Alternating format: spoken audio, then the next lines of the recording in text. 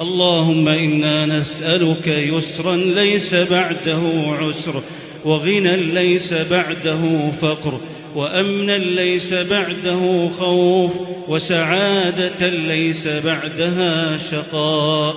يا بديع السماوات والأرض، نسألك بجلالك ونور وجهك أن تلزمنا حفظ كتابك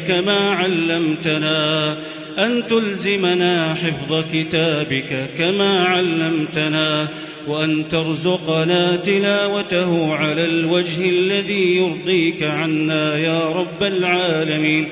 اللهم فرغنا لما خلقتنا له، ولا تشغلنا بما خلقته لنا، ولا تحرمنا ونحن نسألك، ولا